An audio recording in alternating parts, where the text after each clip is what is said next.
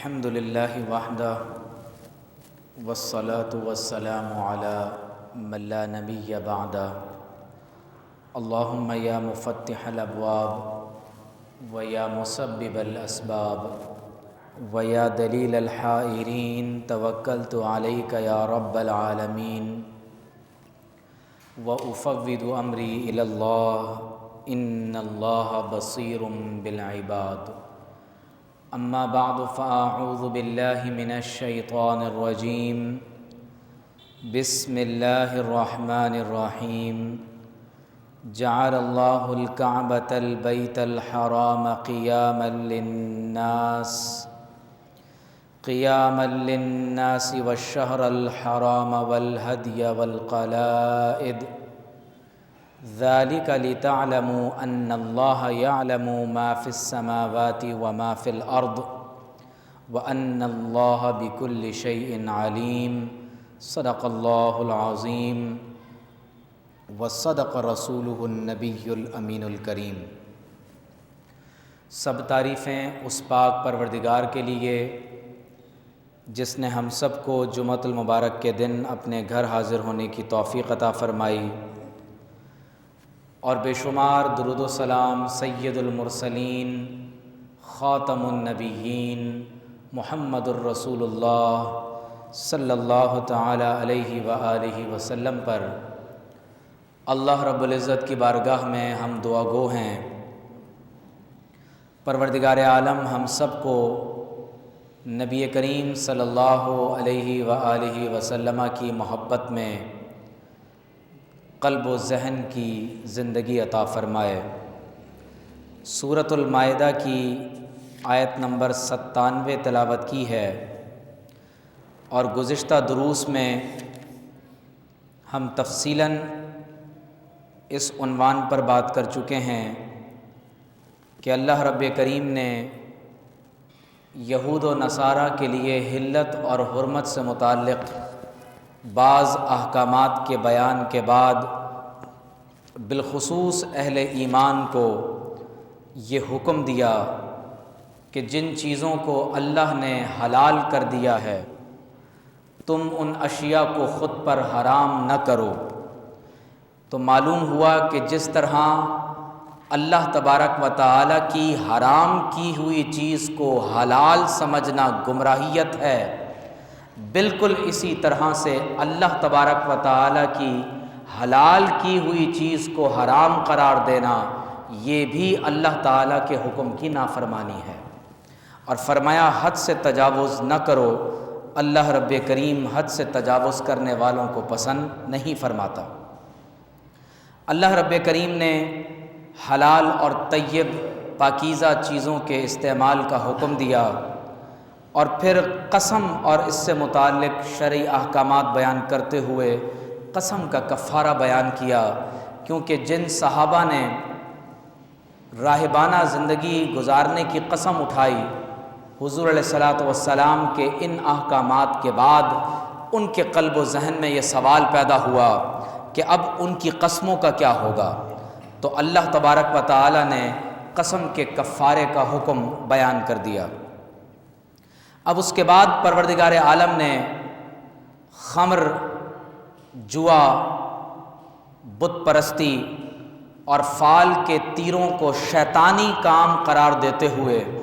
اہل ایمان کو اس سے سختی سے اجتناب کا حکم دیا، اور پھر اس کے بعد اللہ رب کریم نے اللہ اور اس کے رسول علیہ السلام کی اطاعت کا حکم دیتے ہوئے ایمان والوں کو حکم دیا کہ وہ احسان اور تقوی کی زندگی بسر کرتے رہیں۔ اس کے فوراً بعد جس طرح یہود کے لیے اللہ تعالیٰ نے بحری شکار کو حرام کر دیا تھا کہ وہ ہفتے کے دن سمندری شکار نہیں کر سکتے، اور پروردگار عالم نے ان پر لازم قرار دیا کہ وہ سبت کے دن کی، یا جس کو عربی میں سبت کہا جاتا ہے، سبت کے دن کی تعظیم کریں، توقیر کریں۔ اور جب داؤد علیہ السلام کی قوم میں سے ایک گروہ نے اللہ تبارک و تعالیٰ کے حکم کی نافرمانی کرتے ہوئے ہفتے کے دن شکار کیا، تو اللہ تبارک و تعالی نے فرمایا فَكُونُوا قِرَدَةً خَاسِئِينَ، انہیں پھٹکارا ہوا بندر بنا دیا گیا۔ اب اس تناظر میں آپ دیکھیے کہ اللہ تبارک و تعالی نے حجاج کرام پر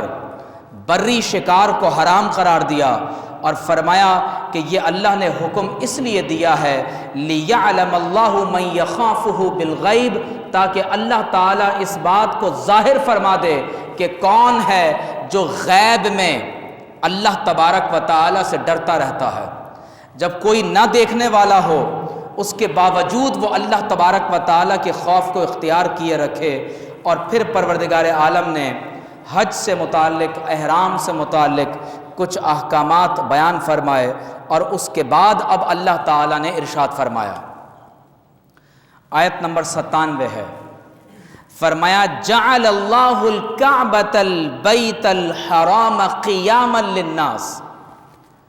فرمایا اللہ تبارک و تعالیٰ نے کعبہ کو جو عزت اور شرف کا گھر ہے لوگوں کے لیے قیام امن کا باعث بنا دیا ہے۔ قرآن مجید میں اللہ تبارک و تعالی نے اس مقدس مقام کا تذکرہ متعدد مقامات پر قرآن مجید میں فرمایا، اور یاد رکھیں کہ عربی زبان میں کعب کا معنی ہوتا ہے کسی چیز کا بلند ہونا۔ اگر کوئی چیز اپنے مقام سے ابھری ہوئی ہو، بلند ہو، عربی میں اسے کعب کہتے ہیں۔ اسی لیے اللہ تبارک و تعالی نے قرآن مجید میں جہاں ارشاد فرمایا کہ وَامْسَحُوا بِرُؤُوسِكُمْ وَأَرْجُلَكُمْ إِلَى الْكَعْبَيْنِ، کہ تم اپنے پاؤں کو ٹخنوں سمیت دھو ڈالو، تو ہڈیوں کے وہ جوڑ جو ابھرے ہوئے ہوں انہیں بھی عربی میں کعب کہا جاتا ہے، اور ٹخنے کو اسی لیے کعب کہتے ہیں کہ یہ اپنے جوڑ کے مقام سے ابھری ہوئی ہڈی ہوتی ہے۔ تو اہل علم فرماتے ہیں کہ انسان کے جسم کا وہ مقام جو ابھرا ہوا ہو، وَكَوَاعِبَ أَتْرَابًا، اللہ تبارک و تعالی نے ان مقامات کے لیے کعب کا لفظ اور اس کے مشتقات کو استعمال فرمایا ہے۔ تو قابل توجہ بات یہ ہے کہ کعبہ کیونکہ مکعب ہے، اس کے 4 کونے ہیں، رکن حجر اسود، رکن یمانی، رکن عراقی، رکن شامی، تو کیونکہ یہ بھی 4 کونوں پر مشتمل ہے تو یہ مکعب شکل میں ہے، اس لیے اس کو کعبہ کہا جاتا ہے۔ اور سب سے اہم بات یہ ہے کہ کیونکہ یہ گھر اللہ تبارک و تعالی کی عبادت کا وہ مقام ہے کہ ارتفع ذکرها فی الدنیا، اللہ تعالیٰ نے اس کے ذکر کو دنیا میں بھی رفعتیں عطا فرمائی ہیں، اور اللہ تعالیٰ نے تمام عالم میں اس کے ذکر کو شہرت عطا فرمائی، اس کے ذکر کو بلند فرمایا اور اسے ھدی للعالمین بنایا ہے۔ اسی لیے اللہ رب کریم نے قرآن مجید میں اس مقام کو کعبہ فرمایا ہے۔ آپ غور کیجئے کہ اللہ تبارک و تعالی نے اپنے بارے میں فرمایا الحمدللہ رب العالمین، فرمایا تمام تعریفیں اللہ کے لیے ہیں، وہ تمام عالمین کا رب ہے۔ ہمارے آئین میں لکھا ہوا ہے کہ sovereignty over the entire universe belongs to Almighty Allah alone۔ صرف پاکستان کا مطلب لا الہ الا اللہ نہیں ہے، اس کل کائنات کا مطلب لا الہ الا اللہ محمد الرسول اللہ ہے صلی اللہ علیہ وسلم۔ اور اللہ رب کریم نے اپنے نبی کے بارے میں فرمایا وَمَا أَرْسَلْنَاكَ إِلَّا رَحْمَةً لِلْعَالَمِينَ، اللہ رب العالمین ہے اور محمد الرسول اللہ صلی اللہ علیہ وسلم رحمت للعالمین ہے۔ اور قرآن مجید میں اللہ نے کعبہ کے بارے میں فرمایا ان اول بیت، سب سے پہلا گھر، وضع للناس، جسے لوگوں کے لیے زمین پر رکھا گیا، للذی ببکہ، وہ گھر ہے جو مکہ مکرمہ میں ہے۔ اور اس کی خاص بات کیا ہے؟ فرمایا مبارکن، یہ برکت والا مقام ہے۔ اللہ تعالیٰ نے اس مقام کو برکت والا مقام بنایا، وَہُدًى لِلْعَالَمِينَ، اور یہ سینٹر آف گائیڈنس ہے،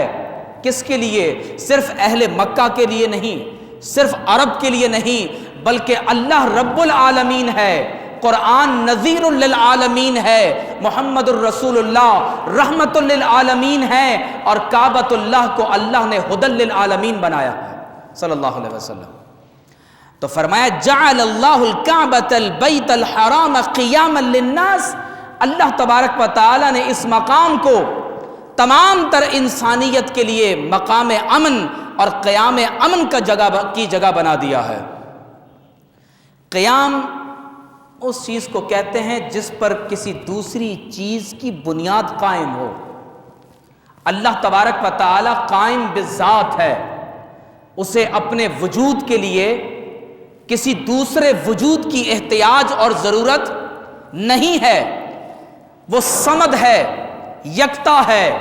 تمام کائنات میں جو کچھ ہے وہ تمام کا تمام پروردگار عالم کا محتاج ہے، اپنے وجود کے باقی رکھنے کے لیے بھی اور عدم سے وجود میں آنے کے لیے بھی۔ اس لیے فرمایا اللہ لا الہ الا ہو الحی القیوم، وہ ذات اقدس القیوم ہے، کائنات میں جو کچھ ہے وہ اس کا محتاج ہے۔ تو یاد رکھ لیں کہ قیام للناس یہ لوگوں کے لیے دو طرح کا ہو سکتا ہے۔ ایک تو دنیا کی زندگی ہے کہ اللہ تبارک و تعالی نے کعبۃ اللہ کو لوگوں کے لیے قیام للناس اس طور پر بنایا کہ انسانی زندگی کے لیے جو کچھ ضروری ہو سکتا ہے اللہ تبارک و تعالی نے کعبۃ اللہ کو قیامت تک کے لیے اس کا مرکز بنا دیا ہے۔ اور یہ کیا مقام تھا کہ حضرت ابراہیم علیہ السلام فرما رہے ہیں کہ اے رب کریم یہ تو ایسی وادی ہے جو غیر ذی زرع ہے کہ یہاں پر نہ کھیتی اگتی ہے نہ پانی ہے، لیکن پروردگار عالم نے قیامت تک کے لیے اس مقام کو قیام للناس ان کی ظاہری اور روحانی دونوں زندگیوں کے لیے بنا دیا ہے۔ تو فرمایا والشہر الحرام، کعبۃ اللہ مکان ہے اور الشہر الحرام زمان ہے۔ اللہ تعالیٰ نے مکہ مکرمہ میں مکان اور زمان دونوں کو اس اعتبار سے کل انسانیت کے لیے منتخب فرما لیا کہ مکان کعبۃ اللہ ہو یا زمان الشہر الحرام، وہ 4 حرمت والے مہینے ہوں یا اللہ تبارک و تعالیٰ کی طرف سے ذو الحجہ کا مہینہ ہو، یہ تمام کے تمام مبارک مہینے اور ان میں خاص طور پر ذو الحجہ کا مہینہ، پورا مکہ مکرمہ اور خصوصی طور پر کعبۃ اللہ یہ لوگوں کی جان مال عزت آبرو کی حفاظت کا امین ہے۔ تو فرمایا والہدی والقلائد، اللہ تعالیٰ نے ان قربانیوں کو جن کا ذکر ہم پیچھے کر چکے ہیں، ہدیم بالغ الکعبہ، کہ جب انسان کو کفارہ ادا کرنا ہے تو وہ ایک قربانی جس کے بارے میں گواہی دینے والے 2 عادل لوگ ہوں، کعبۃ اللہ تک جو قربانی پہنچائی جاتی ہے۔ تو فرمایا والہدیہ، جو کعبے کی نظر اللہ تبارک و تعالیٰ کی بارگاہ میں پیش کی جا رہی ہے، فرمایا وہ قربانی بھی عام قربانی نہیں، کیونکہ اللہ کے نام سے منسوب ہے، اس لیے اللہ نے اس قربانی کو بھی عزت والا بنا دیا ہے۔ فرمایا والقلائد، یہاں تک کہ وہ قلادہ، وہ پٹا جو ان جانوروں کے گلے میں نشانی کے طور پر ڈالا جاتا ہے۔ یاد رکھیں کہ جب آپ قربانی کے دنوں میں جانور قربان کرتے ہیں تو کیونکہ یہ جانور اللہ کے نام سے منسوب ہے، اب آپ قربانی کے جانور پر سواری نہیں کر سکتے، اب آپ اس کا دودھ نکال کر فروخت نہیں کر سکتے، اب آپ اجرت کے طور پر اس کی کھال قصائی کے حوالے نہیں کر سکتے، اب اس کی ہر چیز کیونکہ اللہ کے نام پر ہے تو اس لیے اس کی ہر چیز کو اب اللہ کی بارگاہ میں صدقہ کیا جائے گا۔ یہاں تک کہ جانور کے گلے میں پڑی ہوئی رسی، پٹا، اس کے پیروں میں پڑے ہوئے گھنگرو، یہ تمام کی تمام چیزیں اب اللہ تعالیٰ کے نام پر صدقہ کر دی جائیں گی۔ تھوڑی سی آواز بڑھا دیجیے، اللہ کے نام پر صدقہ کر دی جائیں گی۔ تو اس سے یہ بات معلوم ہوئی کہ ایک جانور کے گلے میں ڈالے جانے والا پٹا وہ اللہ کی بارگاہ میں باعزت کیوں کر ہو گیا؟ اس کی وجہ کیا ہے؟ تو دوستوں اس کی وجہ صرف ایک ہے، اور وہ وجہ یہ ہے کہ یہ پٹا اب کوئی عام پٹا نہیں، بلکہ اس کی نسبت اس جانور سے ہو گئی ہے جسے اللہ کے نام پر قربان کیا جا رہا ہے۔ آپ اگر صفا اور مروہ کو دیکھیں تو ان صفا والمروہ من شعائر اللہ، فرمایا کہ صفا اور مروہ بھی اللہ کی نشانیاں ہیں۔ کیوں؟ کیونکہ ان پہاڑوں کی نسبت اللہ کے جلیل القدر نبی کی بیوی اور اللہ کے جلیل القدر نبی جو ایک نبی کے بیٹے ہیں ان کی ماں سے ہو گئی۔ اللہ تعالیٰ نے ان کے قدموں کی برکت سے اسے شعائر اللہ بنا دیا۔ فرمایا وَالْبُدْنَ جَعَلْنَاهَا لَكُم مِّن شَعَائِرِ اللَّهِ، جو جانور تم اللہ کے نام پر ذبح کرتے ہو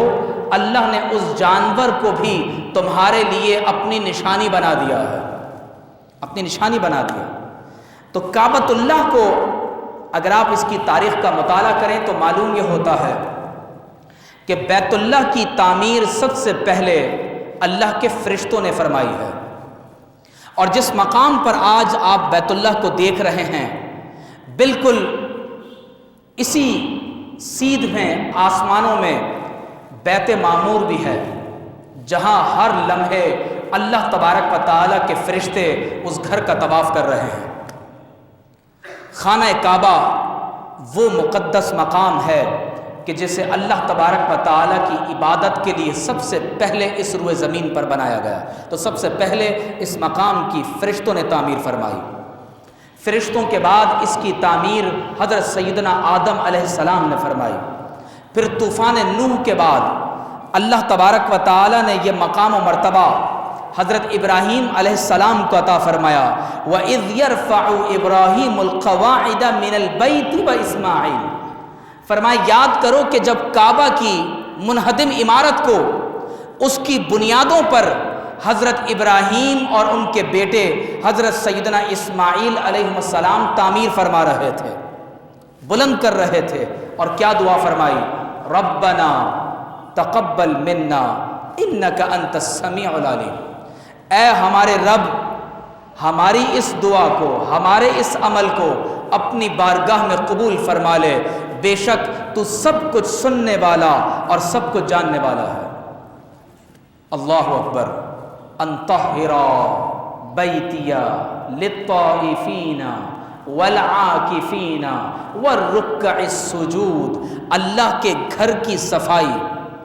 اللہ کے گھر کی تعمیر، اللہ کے گھر کی خدمت کتنا بڑا ثواب کا کام ہے کہ اللہ تعالیٰ نے دو جلیل القدر انبیاء کو، ابو الانبیاء ابراہیم علیہ السلام کو حکم دیا کہ آپ دونوں مل کر میرے گھر کی طہارت کا اہتمام کریں۔ کس کے لیے؟ طواف کرنے والوں کے لیے، رکوع کرنے والوں کے لیے، سجدہ کرنے والوں کے لیے، اور اعتکاف کرنے والوں کے لیے۔ قرآن مجید میں اللہ رب کریم نے اس کعبہ کو ہمارے لیے قبلہ بنا دیا۔ فرمایا وَمِنْ حَيْثُ خَرَجْتَ فَوَلِّ وَجْهَكَ شَطْرَ الْمَسْجِدِ الْحَرَامِ شَطْرَ الْمَسْجِدِ الْحَرَامِ، فرمایا تم جہاں کہیں سے نکلو اپنے رخ کو مسجد حرام کی طرف کر لو۔ فرمایا وَإِنَّهُ لَلْحَقُّ مِنْ رَبِّكَ، فرمایا کہ تمہارے رب کی طرف سے الحق ہے۔ اور قرآن مجید میں اللہ تبارک و تعالیٰ نے ایک اور مقام پر فرمایا فِيهِ آیات بینات مقام ابراہیم، فرمایا اس احاطے میں اللہ تبارک و تعالیٰ کی نشانیاں ہیں، اور یہاں وہ مقام ابراہیم بھی ہے جس پر کھڑے ہو کر حضرت سیدنا ابراہیم علیہ السلام نے خانہ کعبہ کی تعمیر فرمائی تھی۔ فرمایا اس گھر کا مقام کیا ہے؟ فرمایا وَمَن دَخَلَهُ كَانَ آمِنًا، فرمایا اس بیت اللہ کا مقام یہ ہے کہ جو اس اللہ کے گھر میں داخل ہو گیا اللہ کی جناب سے اسے امان نصیب ہو گئی۔ فرمایا وَلِلَّهِ عَلَى النَّاسِ حِجُّ الْبَيْتِ مَنِ اسْتَطَاعَ إِلَيْهِ سَبِيلًا، فرمایا اب اہل ایمان پر فرض کر دیا گیا کہ وہ اللہ تبارک و تعالیٰ کی رضا کے لیے جو اس گھر کی زیارت کا قصد کرنے کی استطاعت رکھتے ہوں ان پر فرض کر دیا گیا کہ اب وہ من کل فج عمیق دنیا کے اطراف و اکناف عالم سے کھچے چلے آئیں اور اللہ کے گھر کی زیارت کریں، اس کا طواف کریں، اسے دیکھ کر دعائیں کریں، اور اللہ تبارک و تعالیٰ نے اس مقام کو اتنی برکت عطا فرمائی کہ حضور علیہ السلام نے فرمایا کہ جب کعبے پر پہلی نظر پڑتی ہے تو جو دعا کی جاتی ہے اللہ تبارک و تعالیٰ اس دعا کو قبول و منظور فرما لیتا ہے۔ یہ مقام ہے جعل اللہ الکعبۃ البیت الحرام قیاما للناس والشہر الحرام والہدی والقلائد۔ یہ تمام تر برکتیں اور رحمتیں اللہ رب کریم نے کعبۃ اللہ کی وجہ سے رکھی ہیں، اور اس گھر کی حفاظت کا اہتمام کیسے فرمایا؟ الم تری کیف فعل ربک باصحاب الفیل، ہاتھی والے اس گھر کو ڈھانے کے ارادے سے بیت اللہ میں آئے، قریب آنے کی کوشش کی تو اللہ تبارک و تعالیٰ نے ابابیل کو بھیجا اور انہیں کیسا کر دیا؟ ترمیہم بحجارۃ من سجیل فجعلہم کعصف مأکول، کھایا ہوا بھس جیسے ہوتا ہے۔ اللہ تبارک و تعالیٰ نے کعبے کے دشمنوں کو اس طرح سے کر دیا۔ اب آپ دیکھیے کہ ان تمام تر فضیلتوں اور برکتوں کے باوجود کہ یہ مقام امن ہے، یہاں ایک نماز کا ثواب 1,00,000 نمازوں کے برابر ہے، اس کو دیکھ کر دعا کی جائے تو رد نہیں کی جاتی، لیکن جب اللہ نے فرمایا لا اقسم بہذا البلد، پہلے کفار کے اعتراضات کا رد کیا اور اس کے بعد اللہ نے فرمایا اقسم بہذا البلد، میں اس شہر مکہ کی قسم اٹھاتا ہوں۔ تو یہ نہیں فرمایا کہ اس لیے اٹھاتا ہوں کہ یہاں کعبہ ہے، فرمایا نہیں، اقسم بہذا البلد وانت حل بہذا البلد، یا رسول اللہ میں اس شہر مکہ کی قسم اس لیے اٹھاتا ہوں کہ یہ آپ کی جائے اقامت ہے، ووالد وما ولد، اور مجھے والد کی قسم اور اس بچے کی قسم جس کی ولادت شہر مکہ میں ہوئی، تو مراد حضرت سیدنا عبداللہ اور محمد الرسول اللہ کی ذات اقدس ہے صلی اللہ علیہ وسلم۔ تو معلوم یہ ہوا کہ یہ تمام تر برکتیں، یہ تمام تر رحمتیں اگر کسی ذات اقدس کے طفیل اللہ تبارک و تعالیٰ نے عطا فرمائی ہیں تو وہ محمد الرسول اللہ کی ذات اقدس ہے صلی اللہ علیہ وسلم۔ کعبۃ اللہ کے 4 ارکان ہیں، رکن حجر اسود، رکن شامی، رکن عراقی اور رکن یمانی۔ یہ 4 کونے آپ کو نظر آتے ہیں۔ کعبۃ اللہ کی تعمیر میں نے آپ کو بتایا سب سے پہلے حضرت آدم علیہ السلام سے قبل فرشتوں نے، پھر آدم علیہ السلام نے، پھر ابراہیم اور حضرت اسماعیل علیہ السلام نے، پھر اسماعیل علیہ السلام کی نسل میں آپ کے خاندان میں قبیلہ جرہم کے لوگوں نے اس کی تعمیرات میں حصہ لیا۔ بعد کے ادوار میں ہم دیکھتے ہیں کہ جب کعبۃ اللہ میں حجر اسود کو نصب کرنے کا موقع آیا تو حضور علیہ الصلوۃ والسلام نے پھر کعبۃ اللہ کی تعمیر میں حصہ لیا، اور یہ حتیم کا حصہ جو آپ دیکھ رہے ہیں، جو کعبہ شریف کے بالکل ساتھ آپ کو ایک ڈی کی شکل میں ایک مقام نظر آتا ہے، یہ مقام خانہ کعبہ کا حصہ ہے۔ اگر کوئی اس مقام میں داخل ہو کر نماز پڑھتا ہے تو گویا کہ اس نے خانہ کعبہ کے اندر نماز کو ادا فرمایا۔ اور آپ کو معلوم ہے کہ یہ مقام اس قدر اہمیت کا حامل کیوں ہے؟ اس کی اہمیت کی وجہ یہ ہے کہ جب ابراہیم علیہ السلام ربنا انی اسکنت من ذریتی بواد غیر ذی زرع عند بیتک المحرم، ابراہیم علیہ السلام نے جب اپنی بیوی اور اپنے بیٹے کو ایک ایسی وادی میں جہاں نہ زرع ہے، کھیتی ہے، نہ پانی ہے، اپنے گھر کے پاس انہیں چھوڑ دیا، تو جس مقام پر حضرت اسماعیل اور حضرت ہاجرہ علیہم السلام رہا کرتے تھے، یہ حتیم وہی مقام ہے، وہ یہاں رہا کرتے تھے۔ اور اس حتیم کے اوپر آپ کو ایک پرنالا نظر آتا ہے، اس کو میزاب رحمت کہتے ہیں۔ جب خانہ کعبہ پر بارش ہوتی ہے تو بارش کا پانی اس میزاب رحمت سے نکل کر حتیم کے اندر اترتا ہے۔ خانہ کعبہ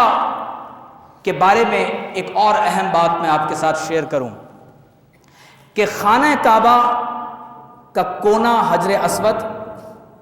اور حجر اسود سے لے کر خانہ کعبہ کا دروازہ، آپ نے دیکھا ہوگا کہ غلاف کے اس حصے کو خالی چھوڑا جاتا ہے۔ اس مقام کو ملتزم کہتے ہیں۔ کیا کہتے ہیں؟ ملتزم۔ ملتزم کا معنی ہوتا ہے وہ مقام جسے لازم پکڑ لیا جائے۔ یہ دنیا میں وہ مقام ہے جہاں اللہ تعالیٰ کے تقریباً کم و بیش تمام انبیاء علیہم السلام نے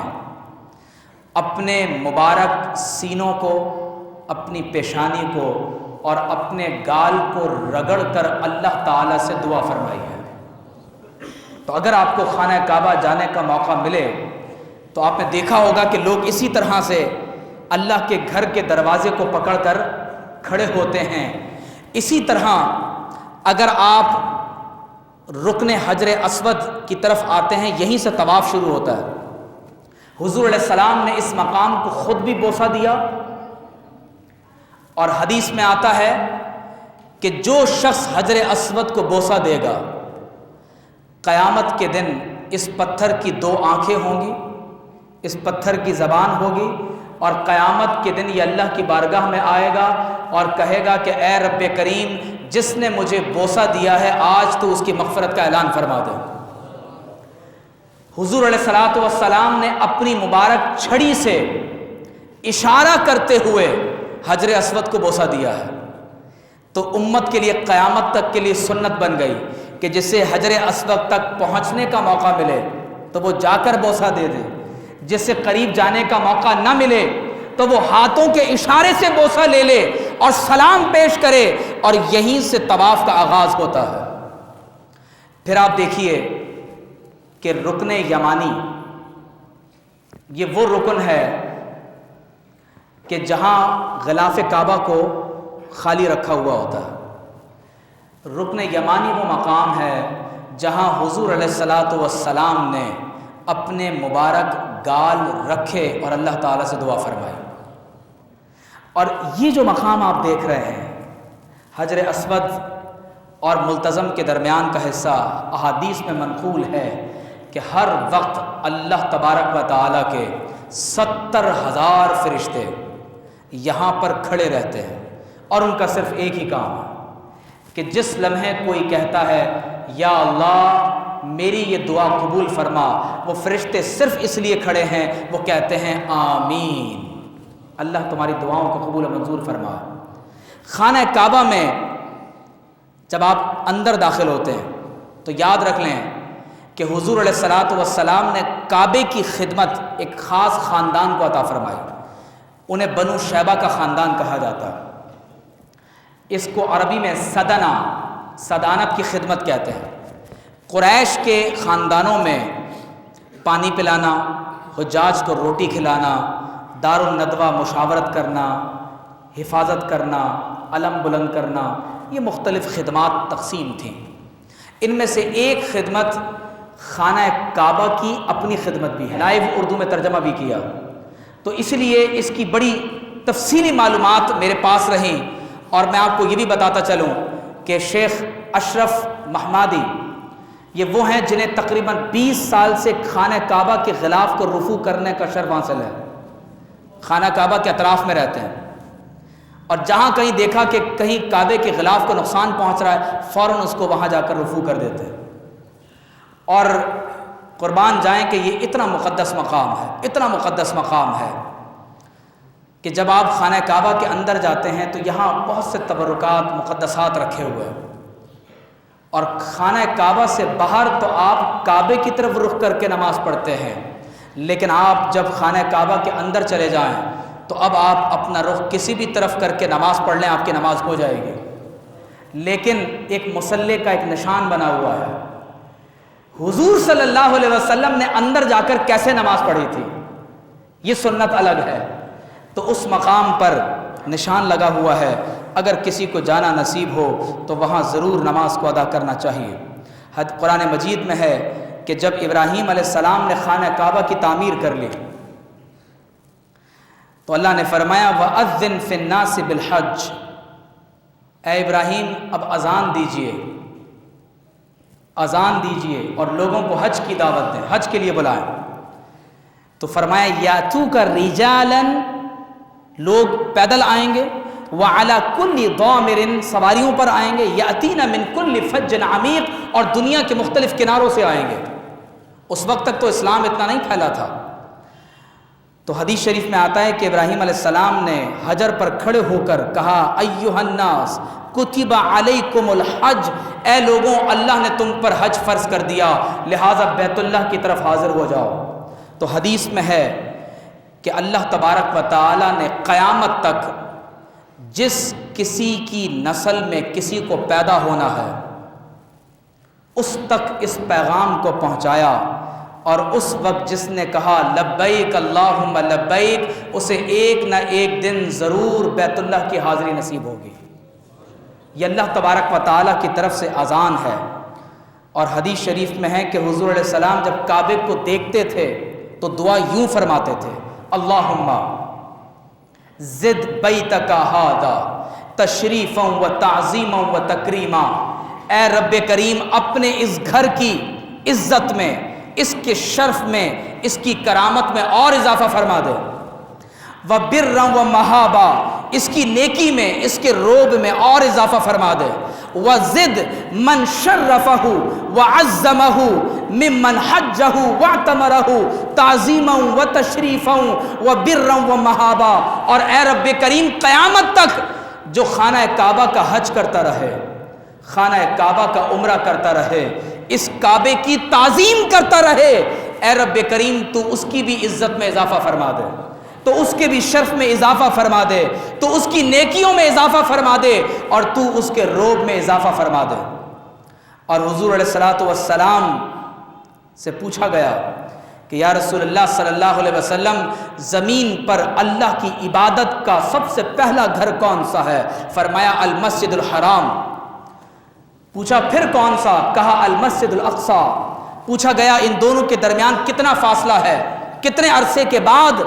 یہ دوسرا اللہ کی عبادت کا گھر بنایا گیا؟ تو فرمایا 40 عاما، فرمایا مسجد اقصی کو مسجد حرام کے 40 برس کے بعد بنایا گیا۔ اور حدیث میں آتا ہے کہ جب اللہ کے رسول صلی اللہ علیہ وسلم مدینہ منورہ سے، مکہ مکرمہ سے مدینہ طیبہ کی طرف ہجرت فرمانے لگے تو خانہ کعبہ کی طرف دیکھا، ہجرت فرما رہا، خانہ کعبہ کی طرف دیکھا اور فرمایا واللہ انکا خیر ارض اللہ الی اللہ و احب ارض اللہ الی، اے کعبہ اللہ کی قسم تو اس روئے زمین پر اللہ کے نزدیک سب سے زیادہ بھلائی کا مقام ہے، اور میرے نزدیک اللہ تعالیٰ کی زمین میں سب سے زیادہ محبوب ترین مقام ہے، ولولا انی اخرجت منک ما خرجت، اور اللہ کی قسم اگر مجھے مجبور نہ کیا جاتا تو میں کعبے کو چھوڑ کر کبھی ہجرت نہیں فرماتا۔ اور حضور علیہ السلام نے فرمایا کہ من اتی ھذا البیت فلم یرفث ولم یفسق رجع من ذنوبہ کیوم ولدتہ امہ، جو اس گھر کی زیارت کا قصد کرتا ہے، گالی گلوچ نہ کرے، فسق و فجور نہ کرے، فرمایا وہ ایسے واپس لوٹتا ہے جیسے آج ہی اپنی ماں کے پیٹ سے پیدا ہوا ہو۔ یہ تمام تر فضائل جو خانہ کعبہ کے ہم نے بیان کیے ہیں، اب جو اس میں عمل کرنے کا پہلو ہے وہ یہ ہے کہ جن لوگوں پر حج فرض ہو گیا انہیں چاہیے کہ حج ادا کر لیں۔ من استطاع الیہ سبیلا، حضور علیہ السلام نے فرمایا کہ جو شخص حج کی استطاعت رکھتا ہو اور حج نہ کرے تو فرمایا وہ یہودی ہو کر مرے یا نصرانی ہو کر مرے، اللہ اور اس کے رسول علیہ السلام اس سے بری ہیں۔ ایک اور حدیث میں ہے کہ جس کو اللہ نے مال میں وسعت عطا فرمائی ہو اور وہ حج نہ کرے، اللہ کے گھر حاضر نہ ہو، تو فرمایا اس نے اللہ سے بے وفائی کی۔ اگر حج کر لیا ہے تو 5 سال میں کم از کم عمرہ تو ضرور کریں۔ حضرت ثابت بنانی رضی اللہ تعالیٰ عنہ کے بارے میں آتا ہے کہ زندگی کے 60 برس، کتنے سال؟ 60 برس یہ معمول تھا کہ اپنے شہر سے مدینہ منورہ حاضر ہوتے، اور مقصد صرف ایک تھا،